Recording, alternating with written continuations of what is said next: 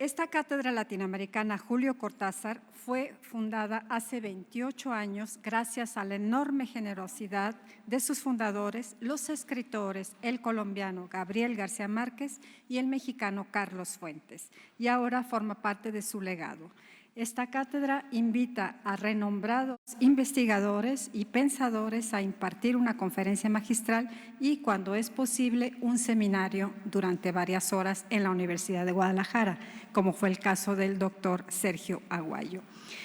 Este año nos corresponde celebrar la memoria de Carlos Fuentes, que nos abandonó hace 10 años. Y para ello les invito a que veamos juntos un video conmemorativo. México es una nación difícil de comprender, con una historia convulsa y una cultura tan diversa como desafiante. Pocas mentes han logrado desentrañar las fibras de su identidad. Carlos Fuentes es una de ellas.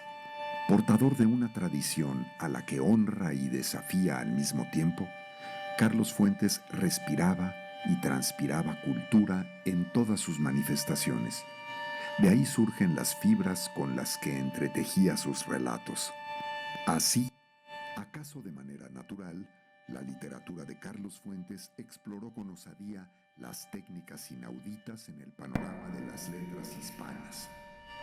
Abordó las voces de sus personajes de manera descarnada, con respeto, pero sin condescendencia alguna, permitiéndoles existir aún en sus facetas más viscerales, controversiales o cínicas. Honrado con una docena de títulos doctor honoris causa en universidades como Harvard, Cambridge o la UNAM, Carlos Fuentes mantuvo siempre una relación muy estrecha con el ámbito académico y universitario. ¿Acaso por ello, durante su vida en México, el escritor no dudaba ni un momento en acercarse a las universidades, en particular a la UNAM y a la Universidad de Guadalajara, con la que siempre tuvo fuertes vínculos? Desde ahí difundió cuanto pudo el valor de la palabra y el lenguaje, no solo para comprendernos como sociedad, sino para exclamar quiénes somos y hacia dónde queremos ir. Así, no es extraño pensar que su obra y sus cavilaciones germinaron en la Universidad de Guadalajara bajo la forma de la Cátedra Latinoamericana Julio Cortázar, creada en 1994 por el propio Carlos Fuentes y el escritor colombiano Gabriel García Márquez. A través de su obra, Fuentes creó una visión de México honesta e inquietante, preocupada y amorosa, enfurecida y a la vez esperanzada, como él mismo alguna vez se definió, un exorcista que terminó en profeta. Carlos es el escritor de generosas fuentes de inteligencia y creatividad. El conjunto de sus novelas, cuentos, ensayos, obras de teatro y guiones de cine conforman lo que indudablemente hoy es un clásico del siglo XX. Carlos Fuentes, el ícono literario de un México universal.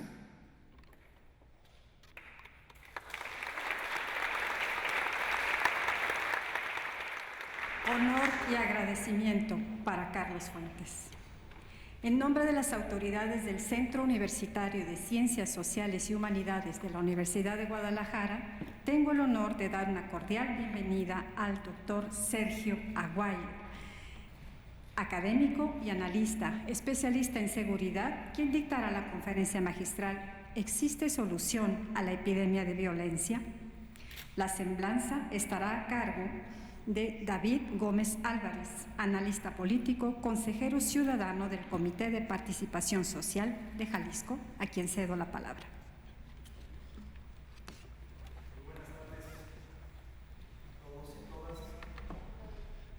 Muchas gracias, Dulce María. Muchas gracias a las autoridades universitarias por concederme el honor de presentar a mi queridísimo profesor Sergio Aguayo. Sé que las hipérboles son recurrentes en este tipo de cátedras, en las que de cierta forma honramos la trayectoria intelectual, académica, profesional y ciudadana de alguien admirado y apreciado por tantos. Me apena iniciar mi intervención con un par de hipérboles, pero estoy seguro de que ustedes estarán de acuerdo conmigo en que la trayectoria de Sergio se explica mejor a lo largo de la entreverada transición a la democracia y la emergencia de las violencias en el país. Una paradoja que pocos entienden tan bien como Sergio. Primero, la República atraviesa un momento crítico. Entiendo también que es un lugar común afirmar algo así, pero ciertamente para quienes presenciamos el fin del régimen de partido hegemónico y la transición a la democracia, es demoledor observar ahora el riesgo de ser una república plenamente civil. Segundo, además del riesgo del militarismo y la militarización, a la República le acecha la participación cada vez menos periférica del crimen organizado en nuestra frágil democracia y también en nuestro achicado espacio cívico. Es verdad que no es ninguna novedad que políticos de todo signo establezcan pactos espurios con el crimen organizado ni que la sociedad tolere al crimen. Estos fenómenos son rastreables por décadas y nadie mejor que el propio Sergio para proponer explicaciones rigurosas y documentadas. Sin embargo, nunca antes ha sido tan evidente la capacidad del crimen organizado para controlar amplias zonas del territorio nacional y disputarle la soberanía al Estado mexicano. Estos son los dos principales riesgos que estimo para la continuidad de la República y pienso que pocas personas como Sergio han dedicado tanto tramo vital no solo a desarrollar explicaciones plausibles, sino también a imaginar soluciones razonables desde diversas trincheras que van desde la academia al activismo, pasando por el periodismo y la política misma. La labor intelectual de Sergio para teorizar en torno a las múltiples violencias que entreveran a la diversidad de la sociedad mexicana es fundamental para comprender nuestro presente, pero lo será todavía más importante en el futuro para asimilar nuestro presente. Estoy convencido de que dentro de unas décadas, sin importar el estado que guarde el país, hayamos construido una paz relativa o no, miraremos para atrás para tratar de entender cómo fue posible tanta violencia y cuestionarnos por qué la toleramos. Nos producirá un encogimiento grande presenciar el tiempo extraviado y las vidas perdidas. Seremos severos en preguntarnos por qué permitimos cientos de miles de asesinatos y de desapariciones y que en nuestro país se cometieran, citando a Jacobo Dayan, crímenes de lesa humanidad con total impunidad. Me atrevo a pronosticar que la obra de Sergio será una pieza fundamental del rompecabezas para descifrar por qué la transición a la democracia trajo consigo una violencia desbocada, barbárica, epidémica.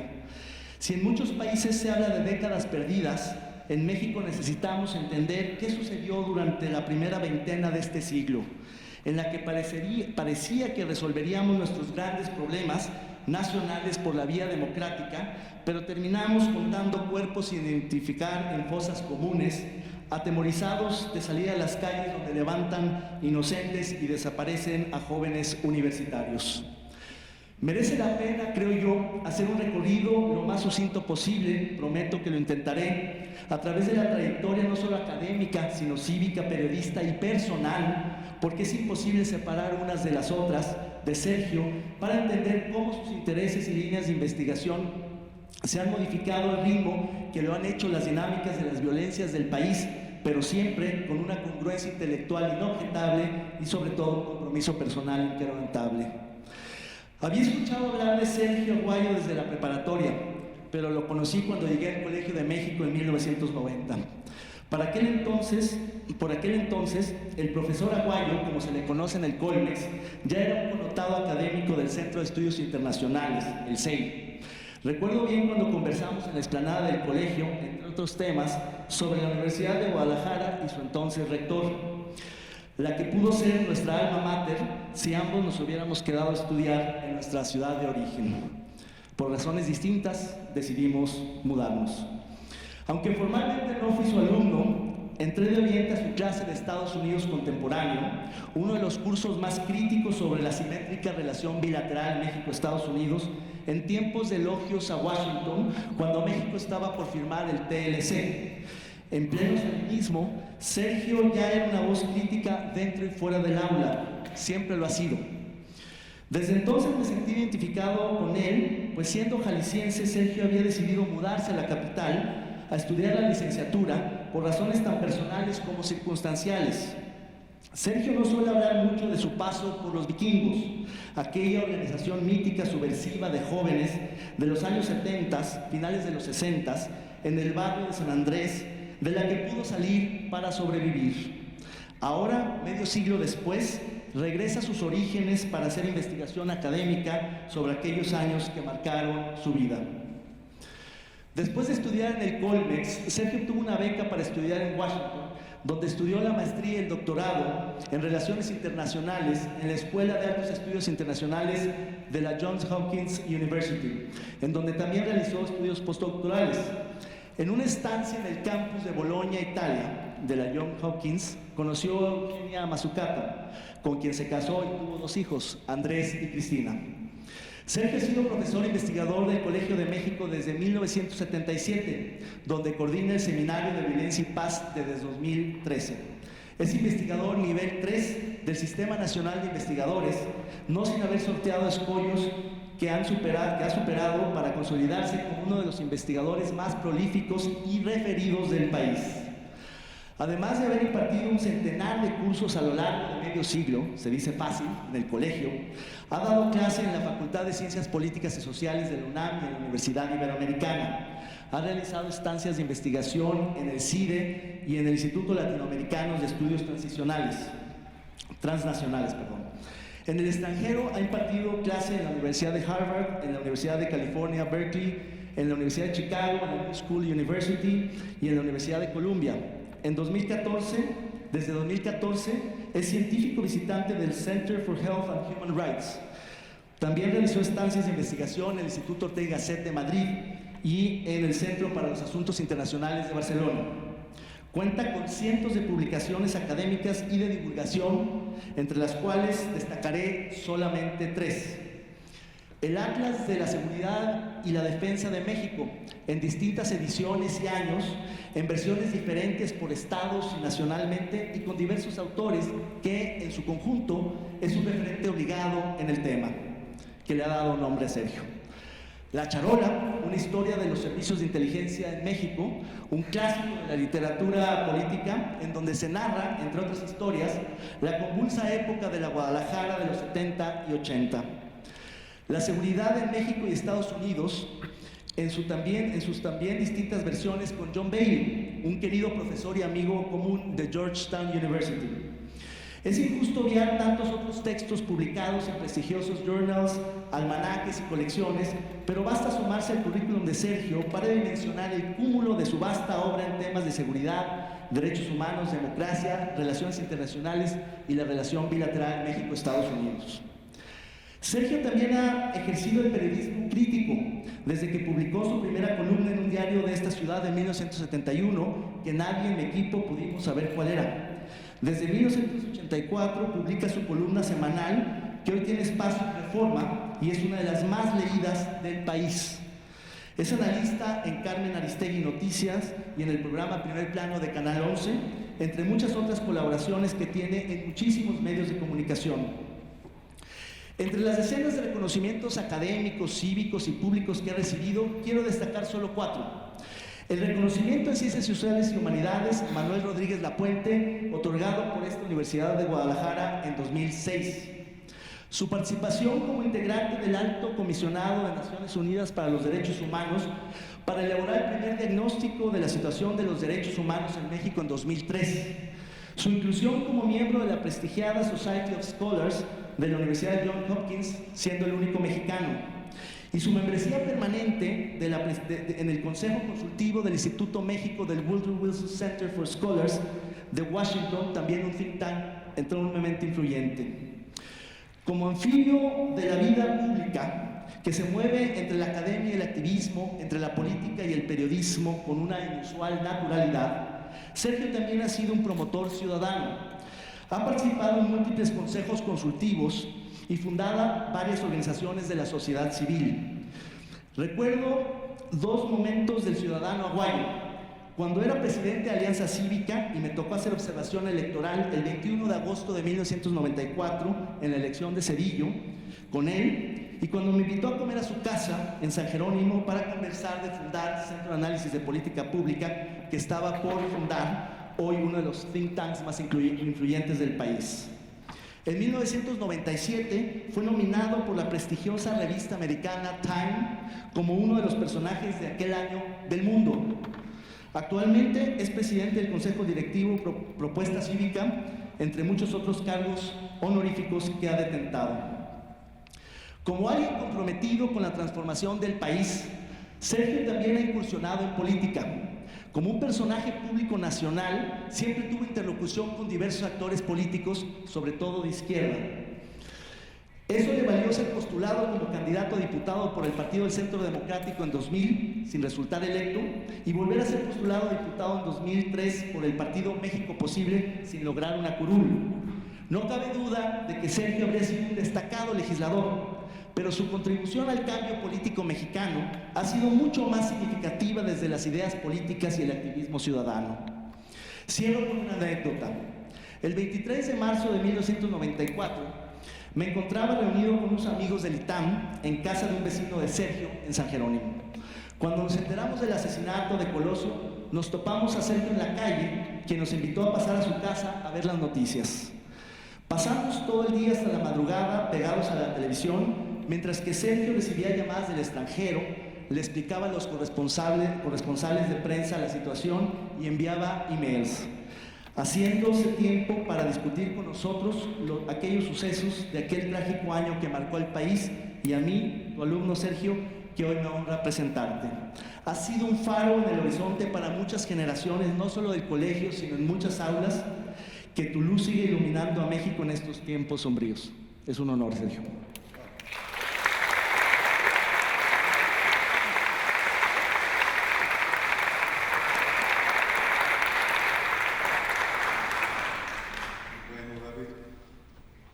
Primera conclusión, soy un pésimo político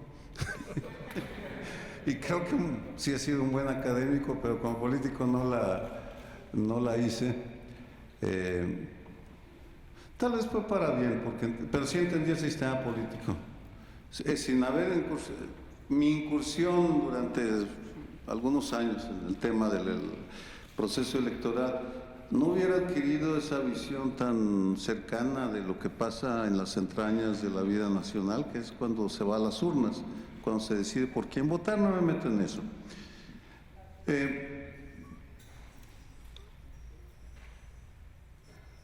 David enfatizó con toda razón, porque es más visible, la parte oscura de mi viaje por las catacumbas nacionales e internacionales, la violencia desde sus raíces individuales, personales, hasta su expresión en matanzas como las que observé en América Central en algún momento, o como las que fui invitado a testificar en África y Asia.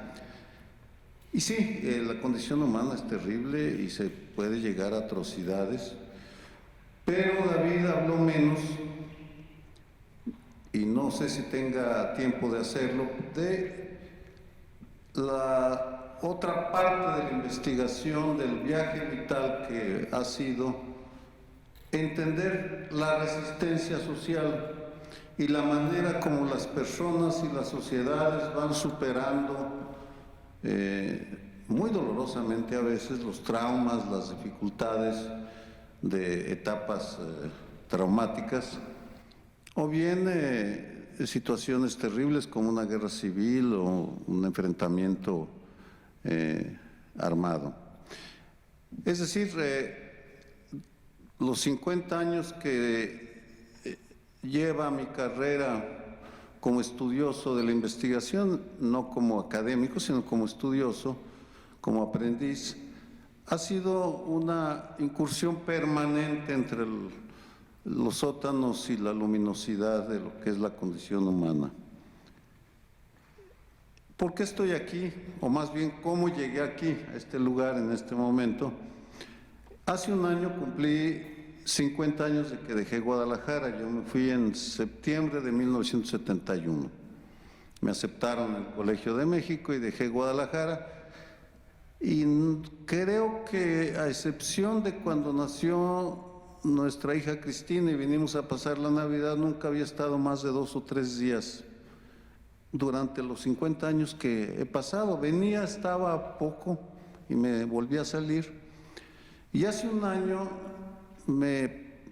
haciendo una reflexión, me dije, pues, ¿qué te pasa? ¿Por qué no regresas a Guadalajara más de 3 días, una semana? Y David Gómez, quien tuvo la generosidad de presentarme y de leer el currículum y explorar en mi vida y recordar algunos momentos, le comenté abiertamente, le dije, oye, me interesaría ir por una etapa un poco mayor simplemente para reencontrarme. Ahora voy a explicar por qué. Y bueno, fue impresionante la celeridad con la cual se dio y agradezco a Raúl Padilla, que es el presidente de la cátedra Cortázar, quien junto con Dulce María Zúñiga, que es la directora, y su equipo, Olín, Erandi, que se hizo posible de una manera muy rápida mi viaje a esta ciudad para presentar un seminario y para impartir esta cátedra. Hay otra plática que voy a dar mañana. Pero además de eso, he tenido el tiempo de poder convivir de manera más relajada con mi familia y con personajes que fueron representativos de alguna etapa de mi etapa inicial en Guadalajara. No los voy a mencionar, aunque aquí está Socorro Arce, hoy me reuní con Eugenio Ruiz Orozco, y, en fin, con diferentes personajes que por diferentes razones fueron importantes en mi vida: Alfredo Chavarría, Guillermo Gómez Reyes, etcétera, etcétera, etcétera. Y en San Andrés, por supuesto, que no lo platico, pero tampoco lo niego. Sí, fui vikingo y tenía necesidad de regresar porque en parte yo me fui traumado de Guadalajara.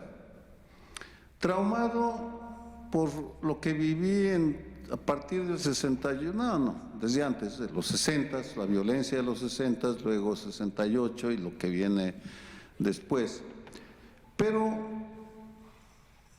entendí, superé, a raíz de que me puse a estudiar violencia y paz, que a mi generación de Guadalajara, a vikingos y integrantes de la FEC, a todos nos arrastró la violencia sin que fuéramos conscientes de lo que implicaba dejarnos llevar por la violencia.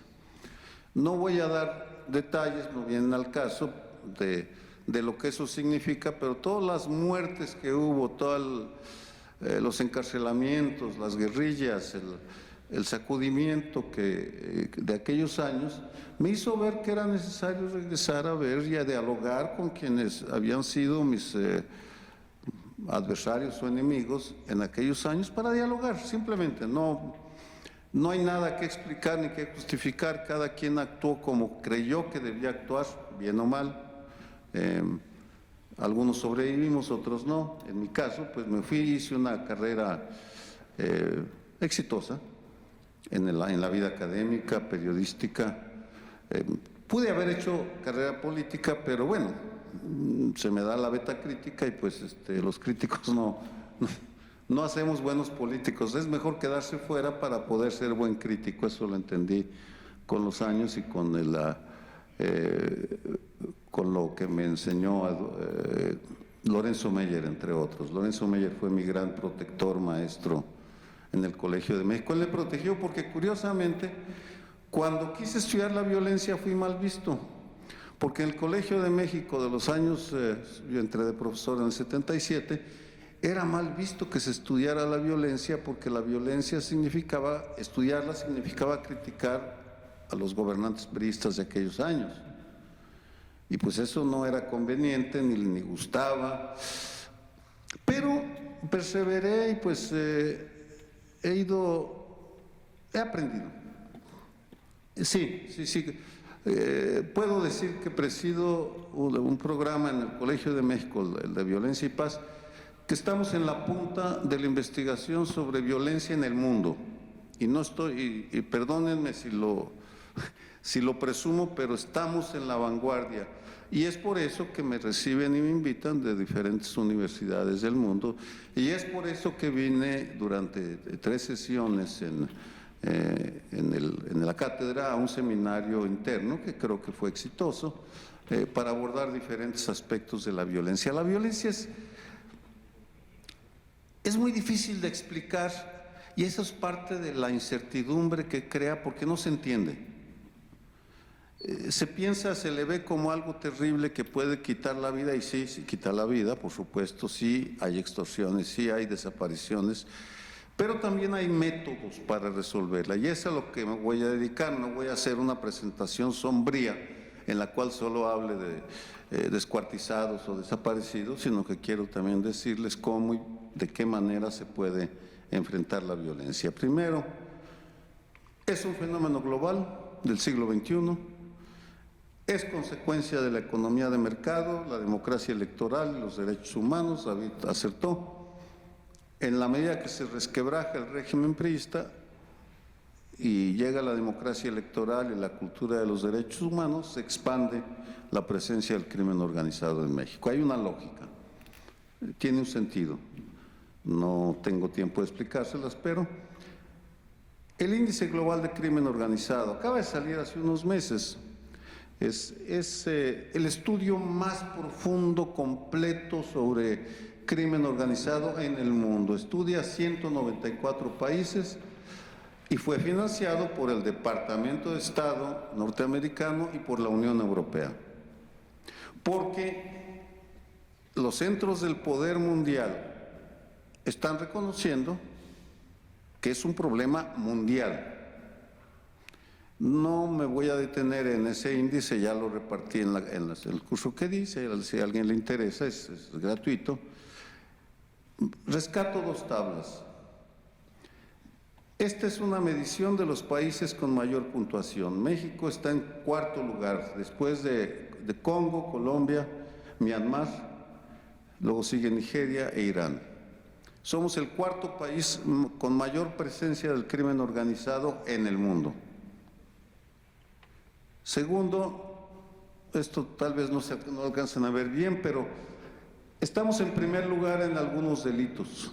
Delitos contra la fauna, contra la flora, tráfico de armas, tráfico de personas, etcétera. Es decir, somos el país con mercados criminales más importantes del mundo.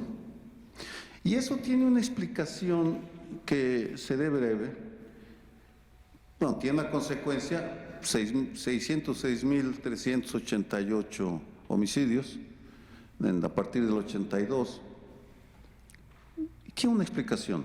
Seré breve con la explicación para luego hablar sobre la solución, porque, insisto, los cursos que imparto no son, bueno, sí, hay cursos macabros que uno estudia la mente criminal y el asesino serial, y por supuesto también interesantes.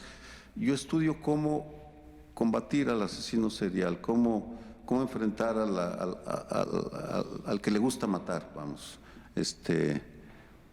¿Por qué hay tanta violencia en México?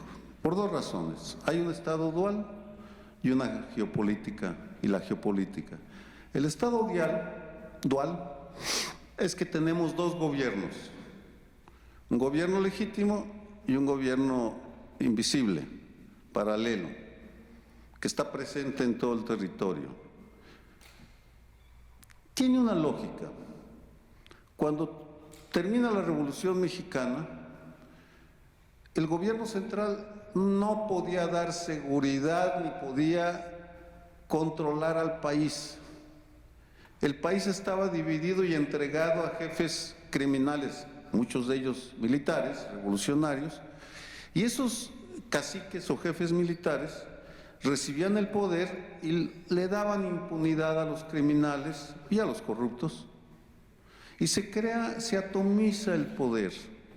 Y eso lleva a que a lo largo del siglo XX se fuera creando un Estado paralelo que se hace visible a partir del 2006, cuando Felipe Calderón declara la guerra al crimen organizado sin tener idea de lo que estaba haciendo. Y no estoy inventándome nada, en el curso les mostré la tesis doctoral del general Rodríguez Bucio, que es el comandante de la Guardia Nacional. Él entrevista a 9 generales, almirantes y al presidente Calderón y reconocen que no entendían en lo que se estaban metiendo. Les di la evidencia, no la voy a repetir aquí, simplemente El conocimiento, luego voy a regresar al tema del conocimiento. Y luego la geopolítica. Somos un país, entonces somos como Polonia. Polonia acaba de pedir que pongan armas nucleares en su territorio porque siempre ha sido el corredor de acceso a Rusia o la Unión Soviética. Y por tanto, México somos el corredor para llegar a la potencia y somos centrales en la cuenca del Caribe y tenemos una costa extraordinaria del Pacífico. Esta es la cuenca del Caribe y ahí está México, 27 países, 650 millones de habitantes. Y México ocupa un lugar central. No les voy a contar la historia, eso lo hice durante una semana, de cómo se va conformando, pero créanme si les digo que era inevitable que México se convirtiera en el paraíso criminal que ahora es, por la ubicación geográfica. Geopolítica es destino. Bueno, eso estoy traduciendo una frase de Napoleón que decía: las guerras es un asunto de posiciones. Él pensaba en términos geopolíticos, geográficos. Las batallas se definen por la ubicación de los ejércitos. Y en ese sentido, los ejércitos del narco han sido mucho más eficaces en penetrar que los ejércitos y los policías mexicanos. Esta es la tasa de homicidios dolosos que estamos haciendo, Armando, del 82 a la fecha. Es un problema de los 80s y tenemos los 80s, ahí hay 3 puntitos, no los alcanzan a ver, pero son los 3 puntos álgidos. Uno, la violencia generada en Guadalajara, eso está marcado después del 85, del asesinato de Enrique Camarena aquí en Guadalajara. Luego la declaración de guerra del 2006 que hace Felipe Calderón y luego este sexenio. Tiene una lógica cada momento de álgido, no voy a detener. También tiene una lógica, una explicación que 2007 fuera el año más pacífico en términos de homicidios en todo este periodo. Cada año tiene su explicación, que eso es lo que hacemos. Estamos haciendo ahora una investigación estudiando a los 7 presidentes en el colegio, estoy coordinando, y fascinante, porque estoy entrevistando a los protagonistas de la seguridad, desde el general Carrillo Lea, Jorge Tello Pion, Guillermo Valdés, es decir, los que estuvieron en el centro de las decisiones. Impresionante lo que ha pasado. ¿Por qué? ¿Qué ha pasado? Para explicar, las Fuerzas Armadas han crecido en poder y el gobierno federal ha sido incapaz de crear una policía federal. No han podido, fracasaron. 7 presidentes han fracasado, así de sencillo. Y ahora no tenemos policía federal, tenemos militares, una Guardia Nacional militarizada. No lo voy a discutir, simplemente es la señal de un fracaso de 7 presidentes civiles a partir del 82, que es cuando surge el problema o se reconoce el problema. El problema está desde 1920. Ahora bien, vámonos a la solución. Voy a hacer un juego que no está incompleto porque no entiendo bien a Jalisco ni a Guadalajara, porque no he estudiado la violencia en Guadalajara ni en Jalisco, no la conozco. Bien, tengo la información básica, ¿no? Pero sí hay suficiente evidencia para hacer algunas afirmaciones. Primero, geopolítica. 3 puntos claves de la geopolítica de la seguridad mexicana son Torreón, Guadalajara y Ciudad de México.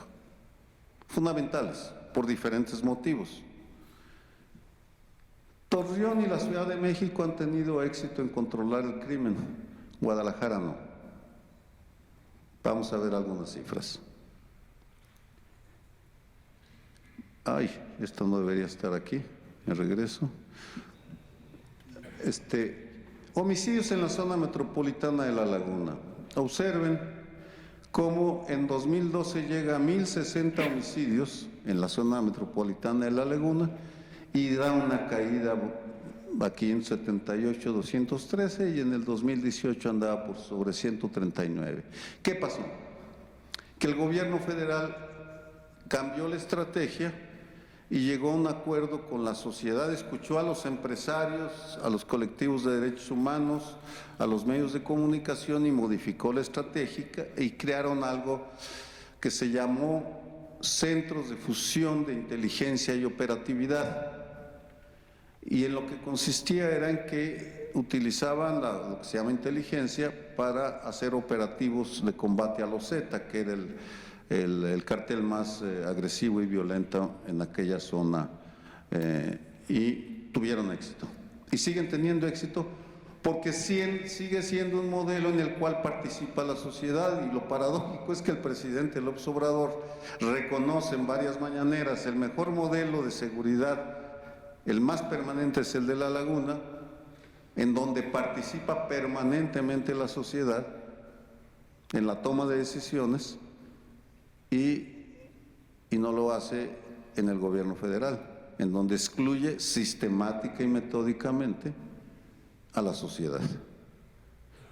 No todos los gobernantes, sino el presidente López Obrador, estoy aclarando.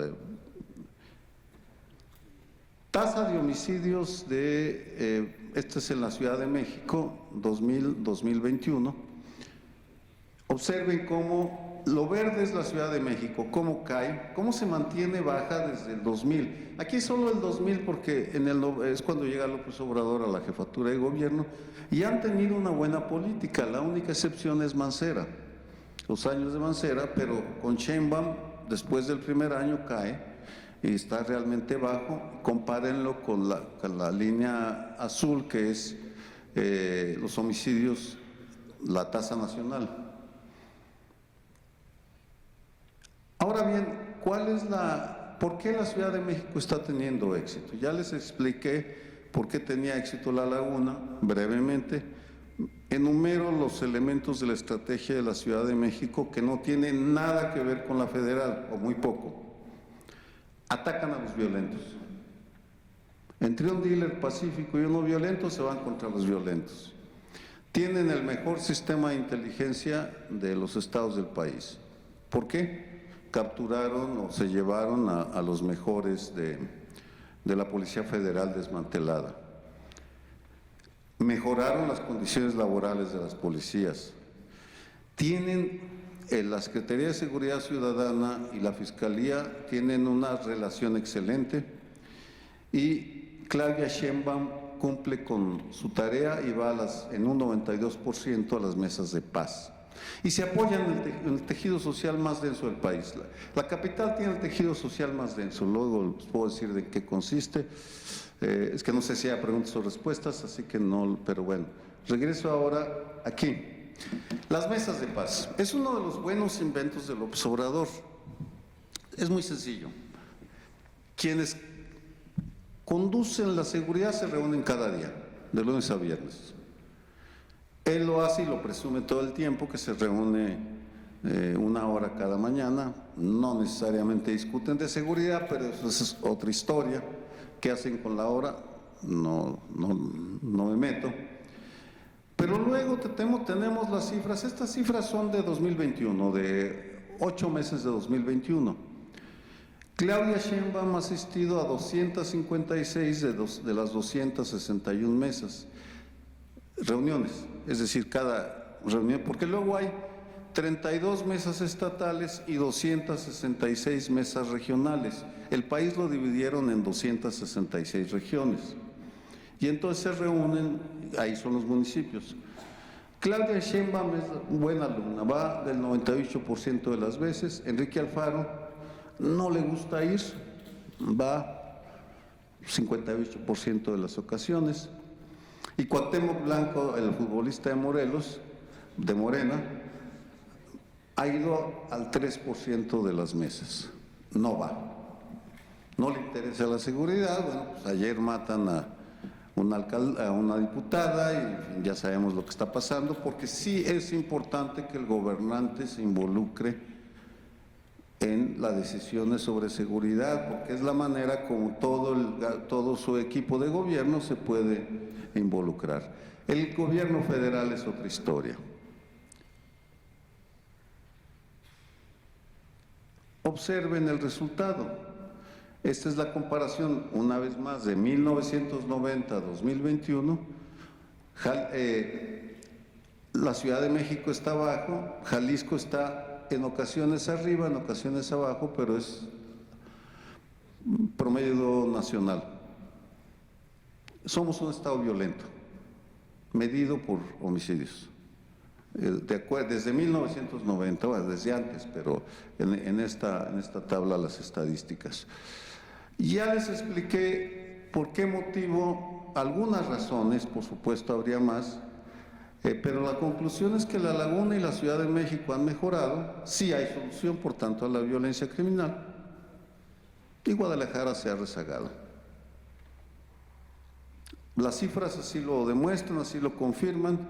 Eso es lo que deben hacer los jaliscienses, decir, bueno, pues si otros lo hacen, ¿por qué no lo hace Guadalajara? Bueno, ya les toca. Yo soy jalisciense, pues ya no voto aquí, por tanto, y no me meto en la vida pública de Jalisco, por tanto, sí, es la visión de un analista. ¿Qué hacer? El conocimiento es la clave. No, conocimiento de dos tipos. Una cosa es la inteligencia estratégica, operativo-táctica, que es la que debe tener las Fuerzas Armadas y las policías, y otra el conocimiento que la sociedad debe tener de lo que es su amenaza. Es fundamental esa distinción. Y ahí, en los estudios que estamos haciendo, hemos demostrado en Chicago, Sicilia, Colombia, Brasil y México, que para que se reduzca la violencia criminal tienen que participar 6 grupos: empresarios, medios de comunicación independientes, colectivos o colectivas de víctimas, universidades públicas y privadas, organizaciones no gubernamentales y grupos religiosos. Cada uno de estos grupos tiene su propia manera de involucrarse. En algunos aspectos, pues es la parte ética o una pastoral de acompañamiento de víctimas, en fin, puede ser múltiples modalidades. Me centro unos minutos en universidades porque estoy en una universidad, aun cuando en las investigaciones que hacemos nos metemos a estudiar empresarios, medios de comunicación, etcétera. Hay un aspecto curioso, las universidades, se lo comentaba David, las universidades no son atacadas. Por razones que no entendemos, el crimen organizado ha atacado muy poco a las universidades. Sí ha ejecutado, secuestrado a universitarios, pero no ha atacado a las instituciones. Una excepción son un rector de la Universidad Autónoma de Tamaulipas, que tiene 8 años desaparecido por extorsiones del crimen organizado, y otros directivos de la Universidad del Valle de México en Tamaulipas. Tal vez por ello el 60% de los planteles no cuentan con planes de seguridad. Son instituciones que se despreocupan porque no están siendo acosadas. Un enigma. Ahora bien, el Colegio de México, la Ciudad de México, a diferencia de otras ciudades, como Guadalajara, hay un tejido muy denso de instituciones que estudiamos a la violencia y la paz. La Ibero, su vocación jesuita, sí estudian la violencia, igual que el ITAM, que tiene un centro de estudios sobre seguridad, inteligencia y gobernanza, el Colegio de México, tenemos el seminario que conduzco.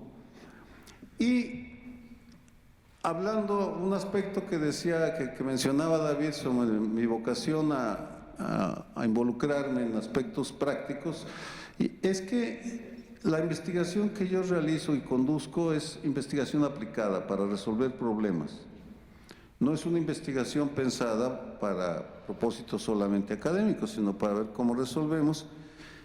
Y hace 10 días anunciamos en rueda de prensa que creamos algo que se llama el Consorcio para la Incidencia en la Seguridad en la Ciudad de México. Ya estoy terminando, no se preocupen. Estoy siendo muy breve. Somos 5 instituciones, las coordina el seminario, el Colectivo para la Seguridad con Democracia, CACEDE, que es el que hace los atlas, el Instituto para la Seguridad y la Democracia, México Evalúa, México Unido contra la Delincuencia, el seminario y el seminario que es el que...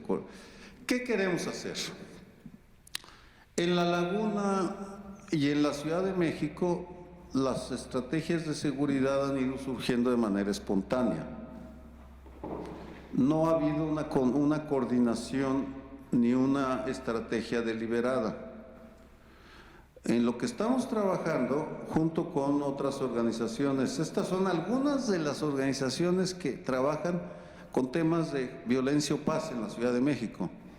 Seguridad Ciudadana, Consejo Ciudadano, Causa en Común, Global Thought, World Justice, etcétera, etcétera. Son muchísimas.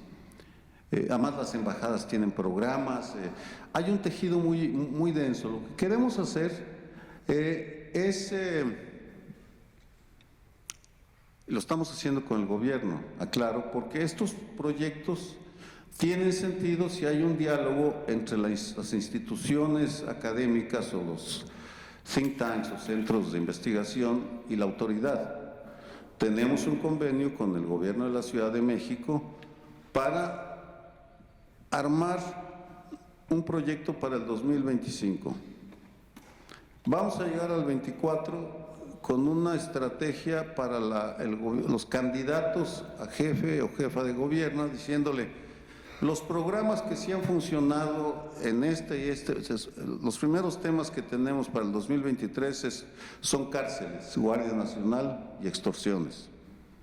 Queremos decirles: los programas que sí funcionan queremos que los mantengas, no queremos que los cambies, porque luego llegan y se les ocurren cosas que a lo mejor tienen sentido como ocurrencia, pero no están sustentadas en la evidencia. Y el gobierno de la Ciudad de México está dispuesto a escucharnos, estamos dialogando con ellos, con el secretario de Seguridad, un jalisciense, hijo de Javier García Paniagua, por cierto, pero también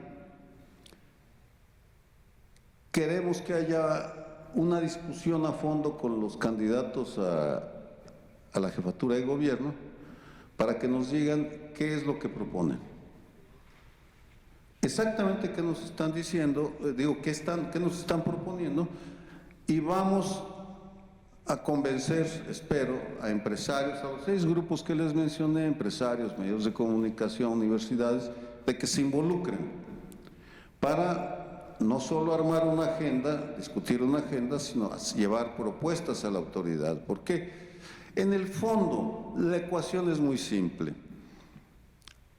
Hay una tendencia a delegar en la autoridad, en la policía, en el ejército, la seguridad, cuando la seguridad en donde sí ha funcionado, la seguridad frente al crimen organizado, depende de la participación de la sociedad.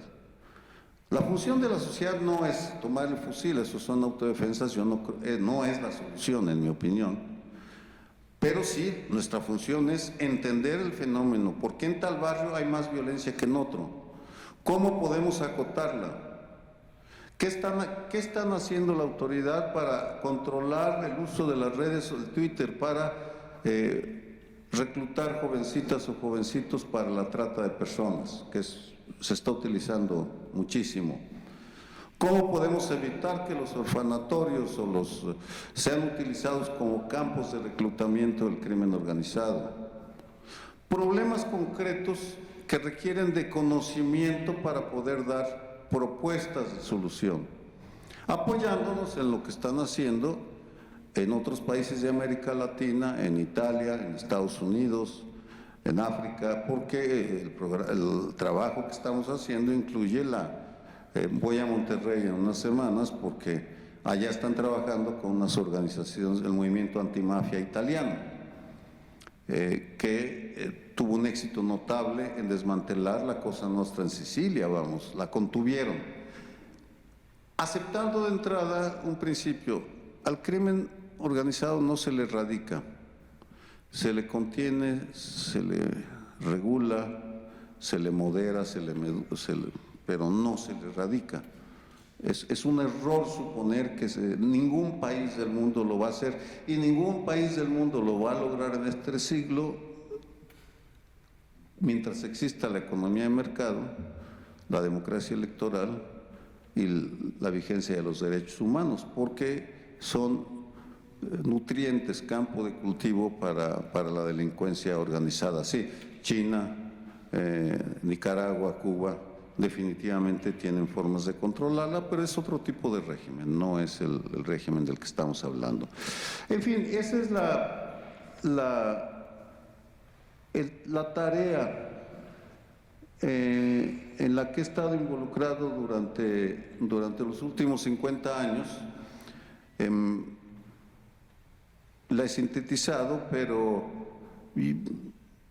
sí, hay pesimismo a veces, pero en lo general yo creo que sí hay experiencias positivas que debemos incorporar para enfrentar uno de los grandes problemas del siglo XXI. No es un problema de México, ni de Guadalajara, ni de la capital, es un problema mundial en el cual tenemos que enfrentarlo como se debe, con conocimiento, con claridad, con diálogo con la autoridad, que son los que gobiernan, y pues con mucha paciencia, porque generalmente no se dejan ayudar o influir los gobernantes. Sobre todo el actual presidente no escucha razones, no quiere atender las opiniones, no las mías, por supuesto, sino las de quienes tienen una mejor comprensión que él, del fenómeno de la criminalidad organizada que surgió hace un siglo y que no se va a eliminar con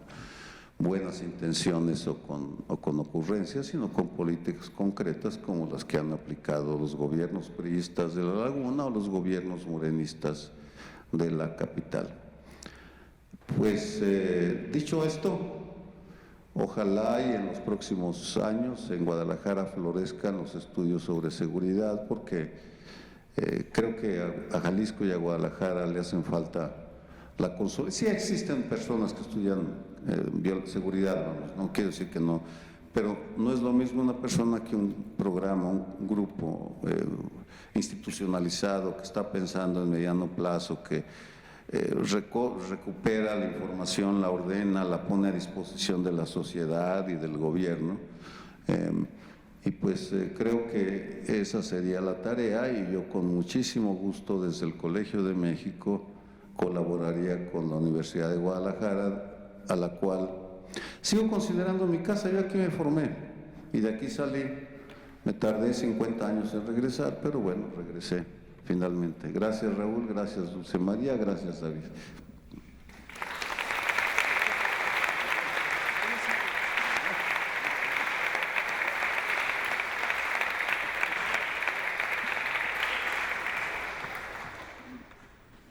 Muchas gracias, doctor Sergio Aguayo, por ponernos este espejo enfrente de lo que está sucediendo en Jalisco y las cosas que no hemos hecho, pero nos deja una tarea y le tomamos la palabra.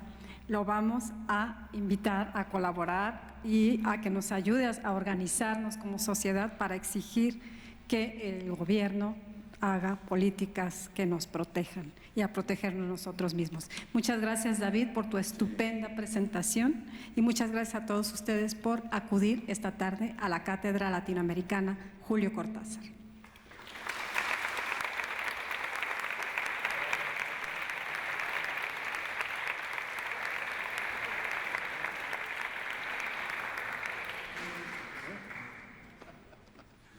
Pues quién sabe.